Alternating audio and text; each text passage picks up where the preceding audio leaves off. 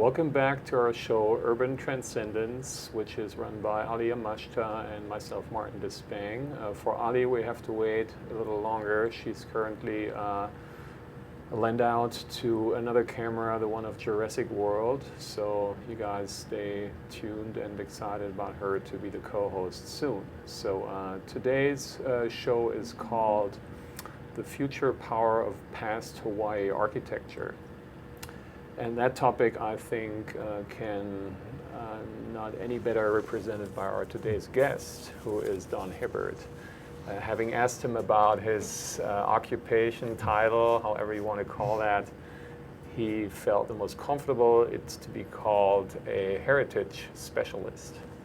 So welcome, Don. Glad to have you here. And why don't you go ahead and talk a little bit about yourself, where you come from, so to speak, literally and figuratively. Okay. Well, thank you, Martin, for having me come today and have this opportunity to talk with you. I was born and raised in New York, and my father, during World War II, was out here in Hawaii, and he spoke of it as a very beautiful place. Mm-hmm. And I went to school in the East Coast at Lafayette College, and by the time my senior year was coming, I was freezing to death all the time, thinking I want out of here. I didn't want to go to work, and I said, I'll go to the University of Hawaii for graduate school. And so that was 1967, and so I came out here for that, and found the place not only beautiful and warm, which I loved, but also the people in the society was a very open and friendly society, and there's just such a whole new world of experiences from the multi-ethnic perspective. Mm-hmm. I fell in love with the place very much so. That's great, so, like we all do. Mm-hmm. So there's a little interesting detail I don't want to spare the audience of knowing, which is your original plan, you came in 69 or so, if I'm correct? 67, yeah. 67, and then your original plan was to your PhD in Gothic Revival. Oh, and yes. You switched to the role of rock, so I think that deserves some explanation. Oh, okay, I have it here even. I can show you the book, which is that one. And yeah, that came about when I came out here. Well, I got my master's, then I was taken into the Army for 2 years, and then I came back to school again. But when I first, rather than come back to UH, I went to the University of Victoria and studied with a man named Alan Gowans, who's now dead. But he had a very interesting perspective on architecture. As a matter of fact, his perspective was shunned by his art department at the University of Victoria, so he had his own department, mm-hmm. which was called History and Art. Mm-hmm. And so the whole time I was there, it was how does architecture and art reveal the history of the times? Mm-hmm. So, which fits in very nicely with American studies. Mm-hmm. Mm-hmm. And so I studied with him up there. And then I came back here, and I was going to, like you said, talk about the early Gothic revival in America, which mm-hmm. is something I still haven't done. But when I was at the university, I had a fellowship, which one of the things I had to do was teach. But I didn't have to be a teaching assistant, so that was mm-hmm. I saved that problem. Mm-hmm. And so I started to teach a class on rock and roll history. And after teaching that for 3 semesters, I said, I have a dissertation here. And so I switched my dissertation to that, and it worked well. And again, in the book, it's called The Role of Rock, because again, what is the social function of the music? Mm-hmm, mm-hmm. And so, well, that could segue us into a totally different, so we have you again, hopefully, for that one. I'm just going to indicate, just comes to my mind, I have one of your other books here. Maybe I do it already.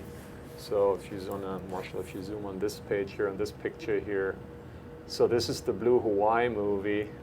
Yes. And very closely related to a project in one of your books. So rock and Hawaii, there's a legacy, there's a tradition.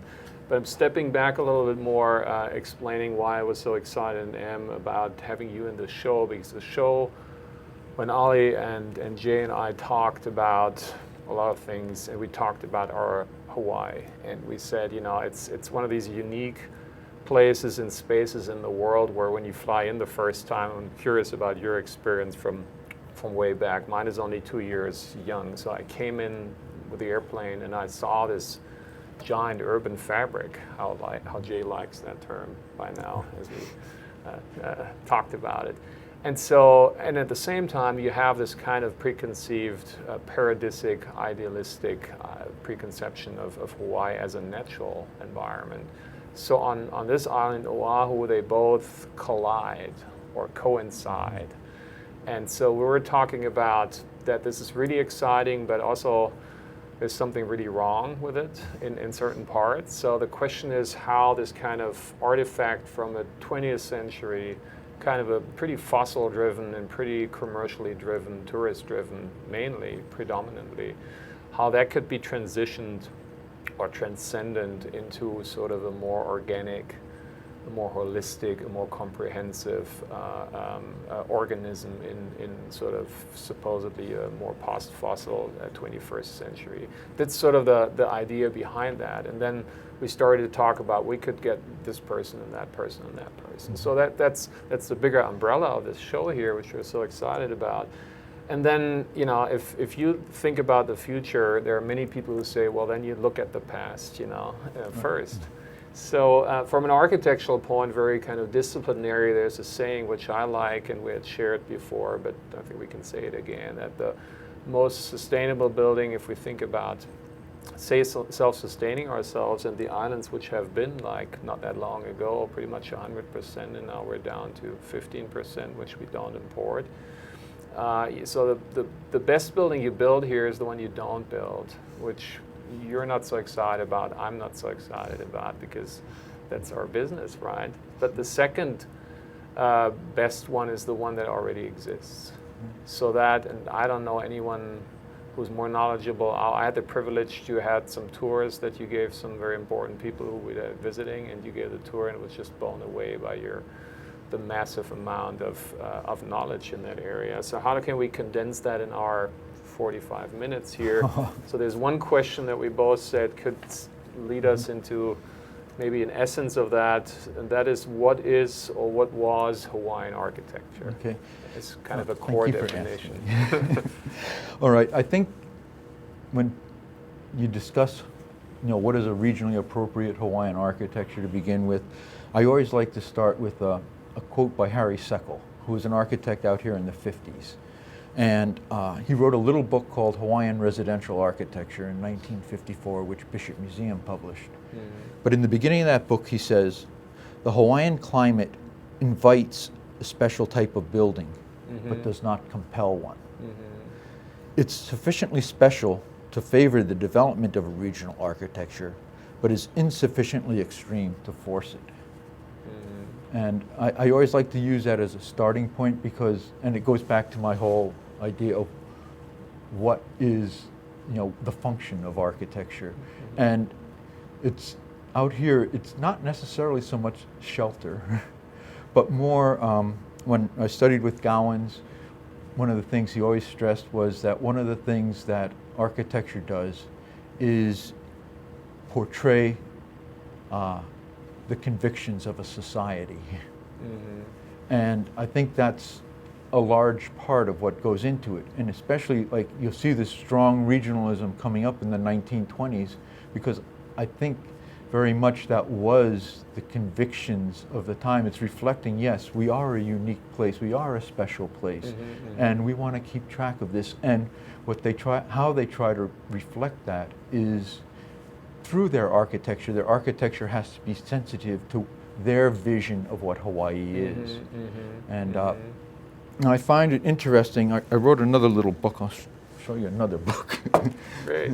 This is a book Glenn Mason and Karen Whitesey and I did on Hart Wood, who was an architect who, well, he worked from 1903. Well, he started out in Denver, then he went in 1903 to San Francisco and worked there till 1919. And San Francisco has always been big hotbed for regional design. Mm-hmm. And at the same time he is there, C.W. Dickey is there, and I'm sure they met somehow, although we have no records of that.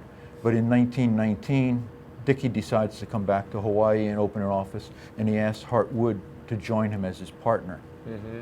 And Wood comes out, and then like a year later, not even a year, Dickey says, "Oh, I got a great offer in Oakland. Mm-hmm. I'll see you later. You run the office." And so, but like Hart Wood is right away, he's impressed, like all of us, with the magnificence of the islands and how do you portray this. And he works for a number of years. He's one of the first ones to start introducing Asian elements into Western buildings to say, no, we are a multicultural society. We have to reflect that in our architecture as well. Mm-hmm. And he uses local materials. Dickey was probably the first in the 1917 Makawao Union Church. He used lava rock veneer. It's actually a reinforced concrete building. And then throughout the 20s, you're going to see more and more of a conscious use of local materials. And the whole idea of in 1927, Dickey comes back and he designs the Kalani Hotel. The main building's still there from 31, but he had little cottages, and he brought in the double pitched hip roof, which he said allows for windows to be open, casement windows, because casements will allow more air than a sash window. And also the idea of a lanai, which had actually been started back in the late 1880s, and Dickey, when he was here for the first time in the 90s, had many lanais, large open spaces. It's a room on its own. Mm-hmm. And so the lanai was something else. The cross ventilation, these were all ideas that Dickey and Wood articulated in the 20s. Mm-hmm. And I find it interesting that by the time Wood is doing the Gumps building in Waikiki, he's starting to redefine, how do you define Hawaiian architecture? Mm-hmm. And he does a talk at the Academy of Arts in the 30s. And I did mark the page because I want to mention this, because I thought this is very good. And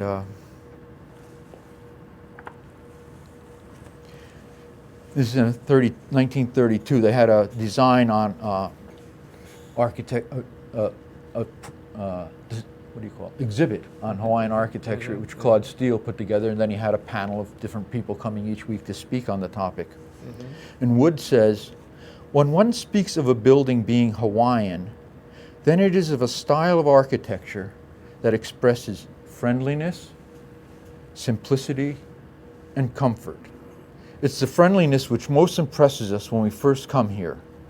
And certainly no building is lacking in simplicity,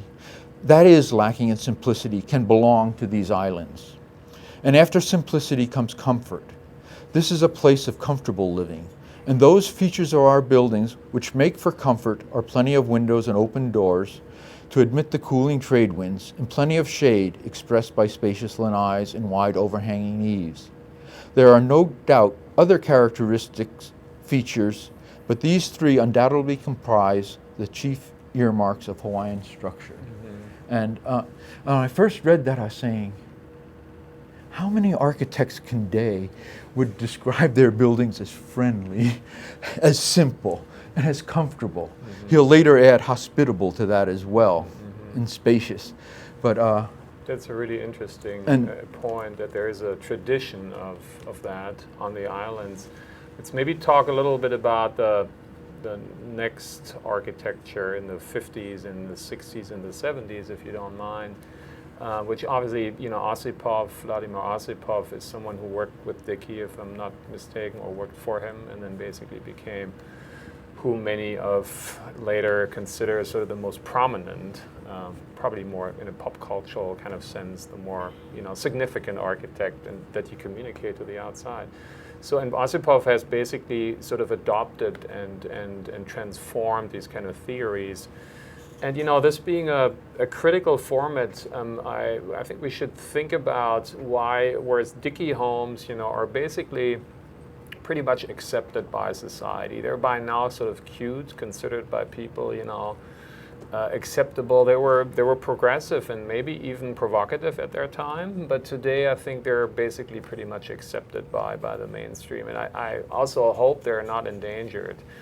Whereas some buildings for the more recent eras, from the 50s and 60s and 70s, one example comes to my mind because very fresh is International Marketplace, just went away. And since I mentioned Blue Hawaii movie from '59, I think it was shot, International Marketplace had a very prominent role. Elvis and his girlfriend were on the other side of the street, and it was portrayed as the new, basically chic and progressive, and in a way that, you know, I tried to merge modernism, so the tradition, with the future, you know, with innovation. So it's kind of a blend.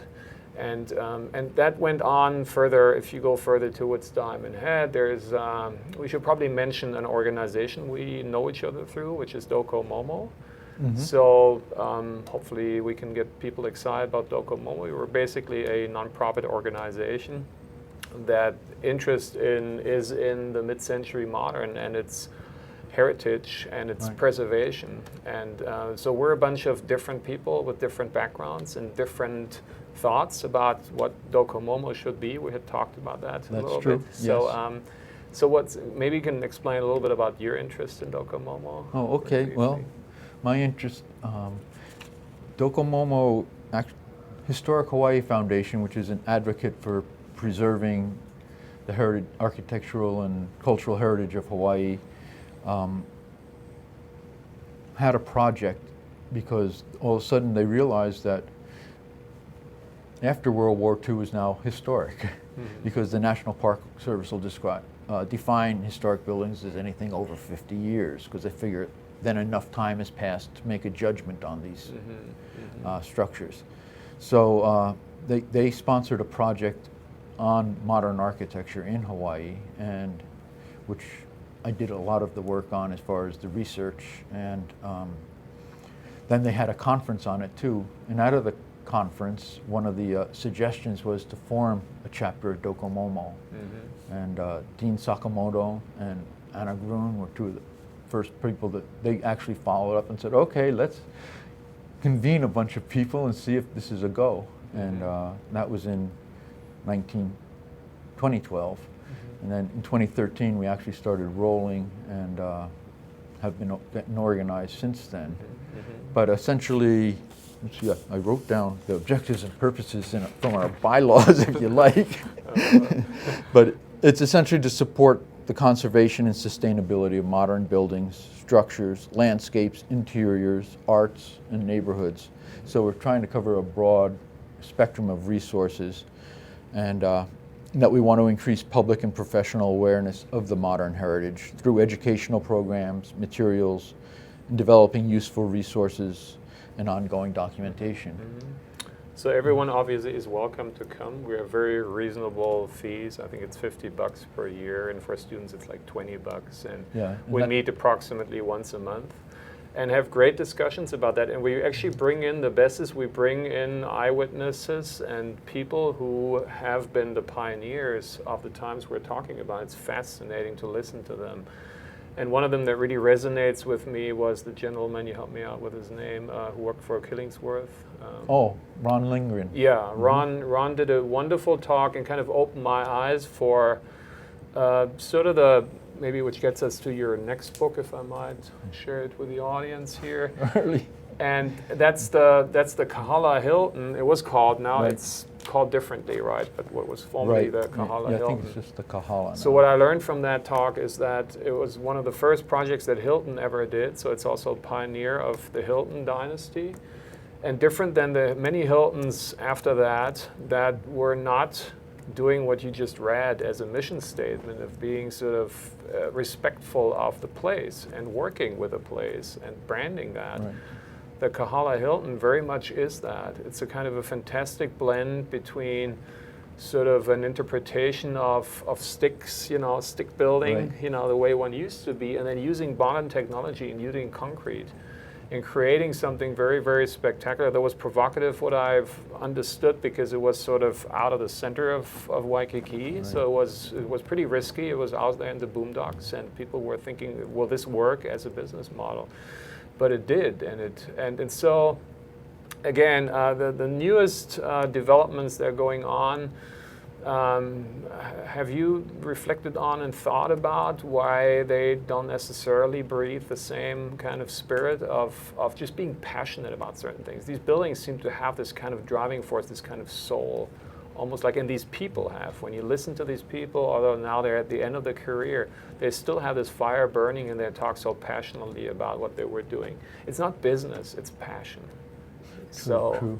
Yeah, I mean, maybe less talking about today because it's tough, but maybe talking about why they were in the past, and as the topic of the talk is learning from the past. Right. What Yes. can No. we learn from that? One of the things when I read you the Hartwood quote, and I thought, oh, people don't define their architecture this way anymore.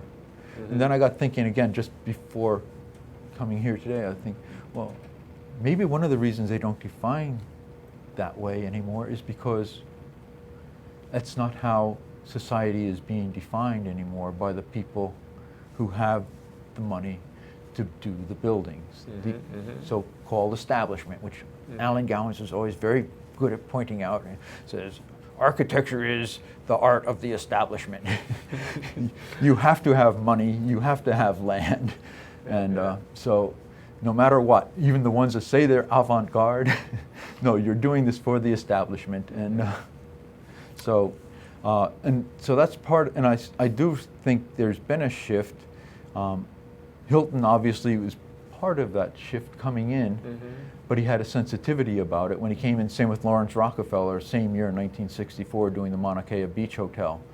But they're having a certain sensitivity still. That, oh, we have to be more aware of the local society. But I think as time goes on, Hawaii becomes more a place to invest in, rather than a place to invest your life. It's just a place to invest your money. And so I think that's part of why we see a shift in the way architecture is being presented. Yeah, that sounds like a very reasonable analysis. So stay tuned. We're going to take a little break here, and after the break we're going to continue to this show, which is about the future power of past Hawaii architecture with our today's guest, Don Hibbard. Hi, my name is Dr. Rafi. Every week I'm right here at Think Tank Hawaii, 3 p.m. on Mondays. My show is Boards' Bio Briefings. What do we do here? Well, we watch sperm swim, we see if they catch anybody, we check out the latest biosimilars, you know, the kind that, what was his name, the guy with the bicycle?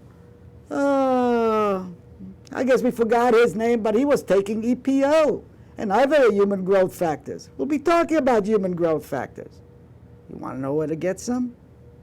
Maybe I'll tell. Anyway, you can catch me, as I said, every week right here, Monday, 3 p.m., Think Tank Hawaii, Dr. Rafi. You can also find me on Twitter, BioInfo Medical. Or you can catch me on Facebook, Dr. Rafael Boritzer. I'll be happy to converse with you. Aloha. So welcome back to our show today, the future power of past Hawaii architecture with our guest, Don Hibbard. Just before the break, you made a very exciting analysis of why things were different in the past and even why they are the way they are here today. And I want to also, you shared a quote from your book, and I have one of myself that I was just like, ever since I read it, it's just like been with me. And that's about, actually goes back to the Blue Hawaii movie, which I actually always show my students, which at the beginning they're a little sort of surprised, to say the least.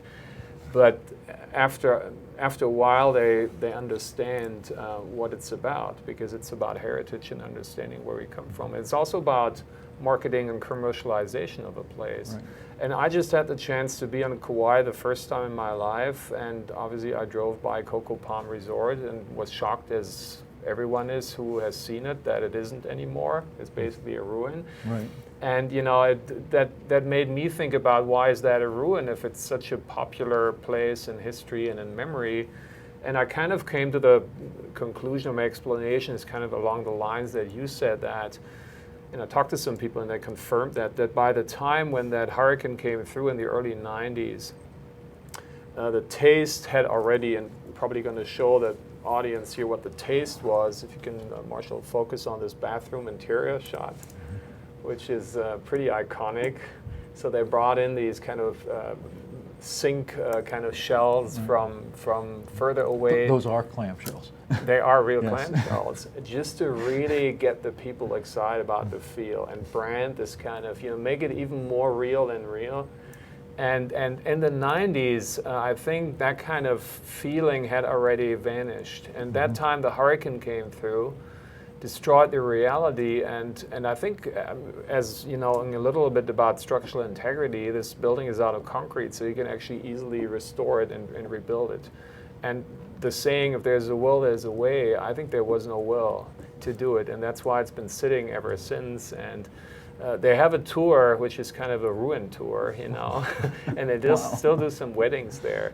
So the architect, as I learned from you, was Pete Wimberly. Right. And Pete Wimberly you had quoted him here about the same kind of aspect of regionalism. And he said, discussing the hotel, Wimberly explained, you say that actually, explained that many of the Hawaiian features were synthetic. And then, quote, it's a matter of, and I have to keep practicing that word because it's a tough one, and actually I had hardly ever heard it before. So it's a matter of verisimilitude, the appearance of reality rather than authenticity, but it reflects the spirit of things that are distinctive here. And that's a quote that I found very, very powerful. That maybe these days, we try to mimic things. It's about the surface, but there isn't substance, and the substance here was passion, right? There were people who were really passionate about the place, Right. and I feel the same as you, that the architects who worked here were kind of trying to moderate between modernism, because that was what they were up for and they loved. And let's make the example of Osipov's IBM building, right? He could have easily said, well, I make the same steel and glass box like everyone does. You come from New York City, so the Lever House is the most important example of that. And he said no, because this is going to grill people. And we had that talk with Hung Joon last time as the next generation, how they can maybe pick up on that tradition, and he, through his digital fabrication, go to the next level of that tradition. So he invented that concrete grill around the building so that people don't get grilled in the building. Right. So that's a really interesting observation. So are there other architects that you think should be mentioned around that kind of pioneering period, especially of the mid-century? Oh, there's quite a few people. Like Osipov obviously has most of the publicity, and he was one of the foremost architects of the time and designers, and he had the advantage of starting in the 30s. And but obviously Wimberly is another one who was working during this period, although he sort of tangents out into the hospitality area more than anybody else. But there's people like Alfred Price, who does a number of very interesting houses, and he ends up designing the Arizona Memorial, the ILWU building. Other Richard Dennis, Frank Slavsky, they both made very good reputations on residential design. There was a man who didn't last long, he died young, Stephen Oyakawa, who actually studied with Wright for around 20 years before he came back here. And there's a few, the Liliha Library is the nicest building I like of his, but he also designed the round dormitories up at UH.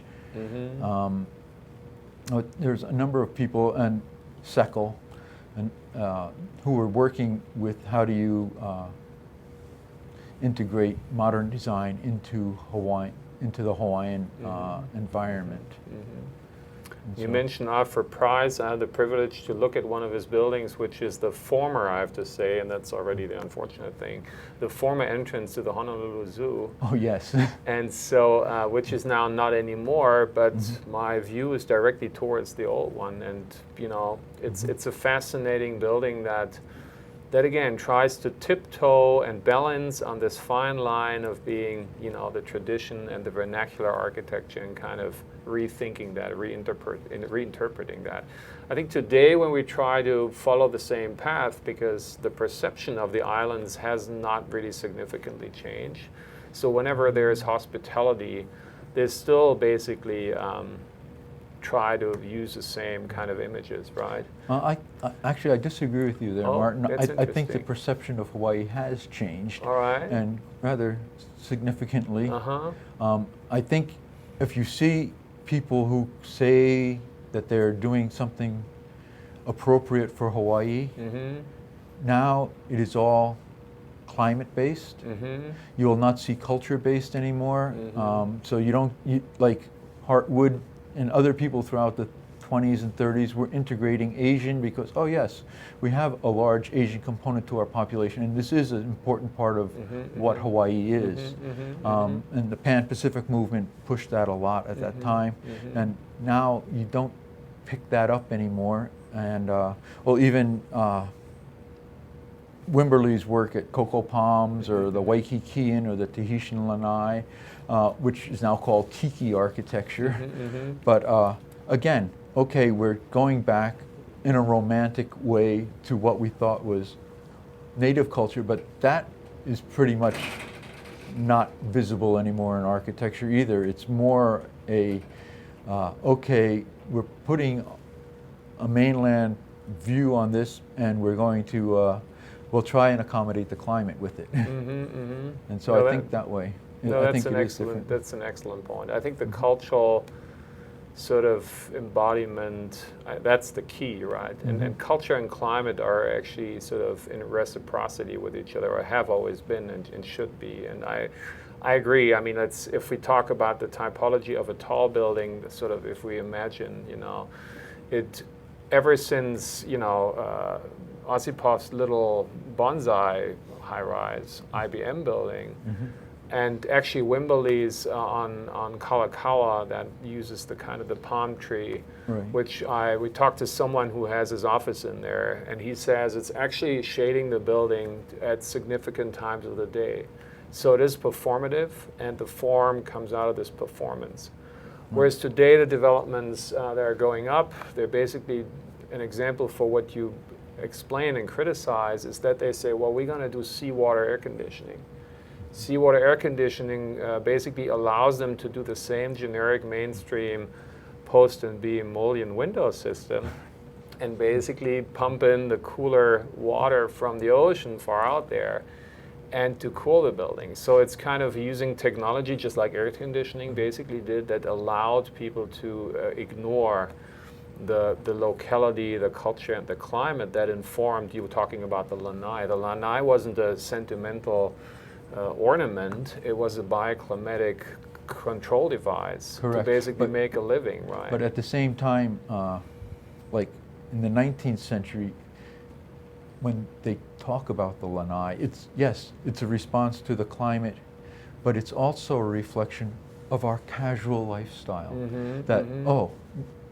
We don't receive our guests in the parlor. We sit out here on the lanai, and we relax, and we enjoy life. And so there is not, well, it is fulfilling a climatic condition. At the same time, it is also reflecting certain images people have of this is how we live in Hawaii. And so when it translates into high-rise lanais, that's there partly, but not in quite the same manner. Well, at this point, we're probably going to cheer our friend Howard Wick, who is the one that got me here initially, got me connected to Jay. He's currently working on the revision of the building code. So the International Building Code that kind of got superimposed over Hawaii is now being sort of critically reviewed by him in terms of a tropical climate code. And that would be great, because code is mostly something that people hide behind and say, well, it says how we are supposed to do it. But if that changes, that cannot be an excuse anymore. So we're all very, very excited about that part of it. We had a little pre-discussion about sort of the name dropping of the favorite building, our favorite buildings. Yes. You want to Yeah. I had to think about that. Can I show another book? Yeah, please, please. This book I put out a couple years ago, The Buildings of Hawaii, out there, and I'll hold it up. Camera one. So this book was put out by the Society of Architectural Historians, and they're doing a 50-volume series of every state and a number of large cities, and it was essentially choose your 400 favorite buildings. So now all of a sudden you say choose 2 or 3, it really gets hard for me. But I was thinking probably one building I'd have to include in the top 3 would be the Mauna Kea Beach Hotel by Skidmore, Owings, Merrill. And again, very much a sensitive building. It was very sensitive to the climate, and it was a total departure from hotel buildings anywhere else in the world. And it has very open, very much a celebration of, I think it's before. You know your book better than I do. That's not Sometimes. surprising. There it is. There it is. And so that's the exterior here. right. And you have an open lobby, which now you walk into resort hotels, you expect it. But essentially, this hotel is the one that is the trendsetter. It's the one that's going to be copied from here on out. This is resort architecture in the tropics. And so I think I'd have to very much, and it's a very sensitively done, very indoor-outdoor relationships, a lot of landscape, courtyards, large vista areas. And so that would be one I'd definitely include. The other one I think you'd have to include, I put them together as one, but the Pacific Club and the Outrigger Canoe Club, both by Ossipoff, which are essentially pavilions, open air, where you can dine and enjoy. And so those ones I also feel very strongly about. And then I was trying to think, probably the third would be certain churches. In the 1920s, I go back to Hart Wood again, where he's going to design the Christian Science Church on Punahou Street, which is a lava rock building. But not only is he incorporating local materials, but he's the first one to open a church up. Before then, you went into a church, it was a mainland church. You walk into the nave, it has walls with little windows. He blew out the walls, and he put in accordion doors, bifold doors to open it up on one side, and the other side it's all glass with, again, bifold doors. And he starts this, Ralph Adam Cram comes over from Boston, and he's brought over from Boston by the missionary descendants to design a church that would be their church, which is Central Union Church. Ralph Adams Cram is known for the Gothic revival, but he comes here. Which you almost studied. I mean, studied Yes, anyways, right. but did your PhD on. Right. But he comes here, and the Gothic revival is not appropriate for the missionary. What is appropriate is the New England style church, which goes back to the Church of England, actually, earlier than that. St. Martin's in the Fields. And so he designs Central Union, but he does put big French doors on both sides of the nave. And then after World War II, that idea is picked up on by a number of architects. Well, thanks for having played to my wish of the list of 3. So that gives us more to talk about. We take a little break again to be back after that for this exciting talk about the future power of past Hawaii architecture with our today's guest, Don Hibbard. Okay. I'm Hong Jiang, host for Asia in Review on Tuesdays. And I'm David Day, host for Asian Review on Thursdays. Both of us broadcast our respective shows at 4 p.m. And my topics tend to deal with questions related to environment, culture, history, and sometimes human rights. And my shows tend to be on international business, foreign policy, geopolitics, and national security. And you can watch our shows live on the ThinkTech website at thinktechhawaii.com. And you can also watch us on YouTube or Olalo. So come join us on Thursdays at 4 p.m. I'm David Day. And on Tuesdays at 4 p.m., I'm Hong Jiang. Aloha. Welcome back to today's very exciting show, The Future Power of Past Hawaii Architecture, with our guest, Don Hibbard. We just finished with your list of top 3, and you talk about lava rock and then pioneering architects, which I always totally agree with you about. It should be, if so, roof architecture as opposed to wall architecture. So he was transitioning the typology of churches from wall architecture, which is invasive, to a more localized, culturally and climately sensitive and appropriate kind of roof architecture. And one you showed me when we had a guest here, I think it was Robert McCarter, who's a very important scholar on Frank Lloyd Wright and Louis Kahn. He came and talked to us. You gave a great tour. And that was the first time I saw that Alfred Price church on Beretania, right? Which is actually that next generation you're talking about that got informed and inspired by that. And that gets me a little bit to the fine grain of things. So we talk about, the architecture in the macro scale and the city, but I think the quality of architecture really, if it's qualitative architecture or not, shows in its fine grain and its pores when you kind of look close. So you mentioned lava rock, and so whereas the architects from the pioneering phases were using them in a pretty rugged way, almost a natural way, today, you find it almost like veneer. There's the Apple store in Kalakaua that probably everyone knows. I heard that they basically had it all mocked up, so they had all the pieces cut, and they're almost like tiles. They're polished, they're cut and sanded and polished, so they're almost like tiles. And then they were shipped to Cupertino, Apple headquarters, laid out, and the big guys basically said, well, this we don't like, that we don't like, we wanted to make it look more even, and they shipped it back. So by that time, what used to be or could have been a local material, talking sustainable, ended up being not at all anymore. It's kind of an illusion of that. Or you nicely said we're going to be sentimental about things. So that's so. I think that's a topic about materiality of the way, and you already talked about local building materials that were used in a very effective, but also sort of very elusive way, right? Do you agree that the materials were used in a very poetic way, so the buildings had yes. character? Yes, and it's something that always interests me, and I talked with George Wimberly about at one point, because when you think of modern architecture from the 50s and 60s, it's mostly pure concrete. Where here in Hawaii, that didn't happen. You'll have veneers being put on buildings here of lava rock, sandstone as well. And again, it's to evoke a sense of place, to ground your building in Hawaii. And I Wimberly said, I was trained a Beaux-Arts architect. All of a sudden I couldn't put ornamentation on my building. How am I going to make this surface interesting? Because the concrete just by itself was not sufficiently interesting, and especially for Hawaii.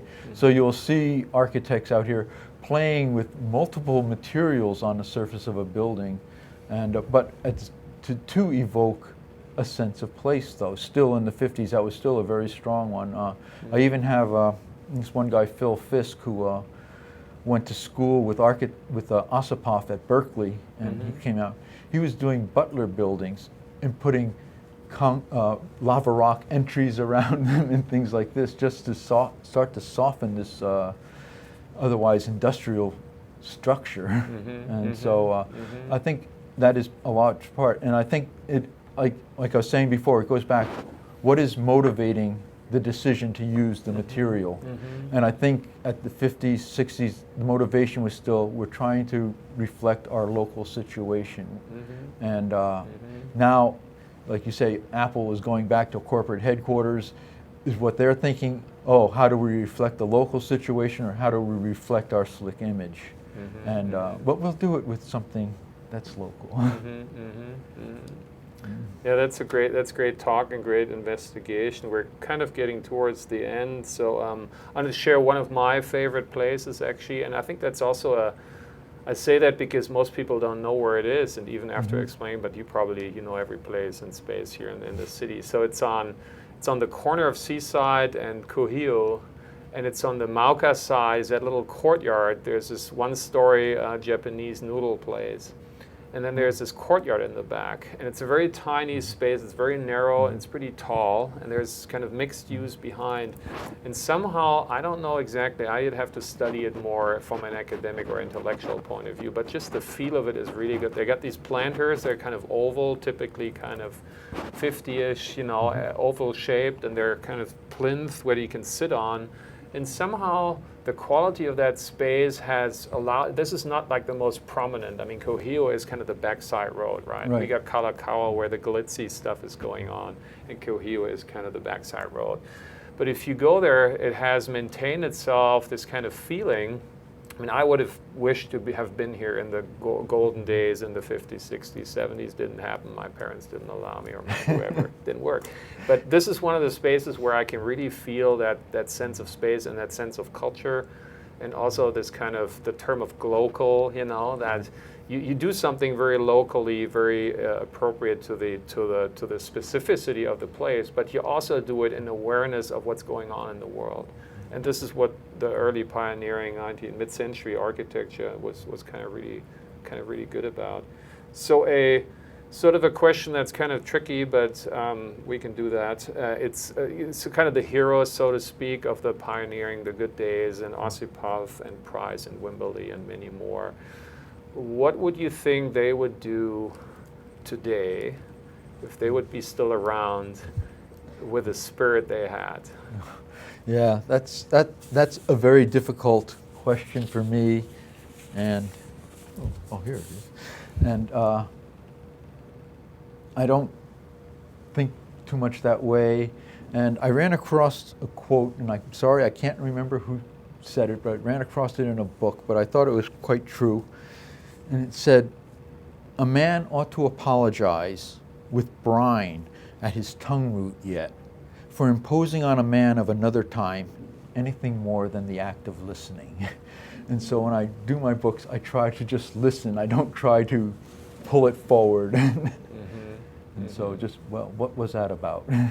No, I think I have to say, you gave me this book like a while ago, and ever since it's my my coffee table is my bed table, or whatever you call it here, and I'm just like going through it piece by piece, and it's like every piece is like candy that I just totally enjoy and let it dissolve in my perception. It's absolutely wonderful how you basically kind of describe these things. And so probably, I mean, my sort of take on that question would be that we really, as Docomomo and just as people educating ourselves, go through the fabric we have and really carefully assess which are the buildings with soul, which are the ones to really keep and maintain, and keep them and really treasure them, right? Respect them, but also rejuvenate them. Not be sentimental about it. They probably need some tweaking, they need some torquing, they need some updating. So do that, but not without, with not understanding their spirit. The opposite, understanding their spirit, and then basically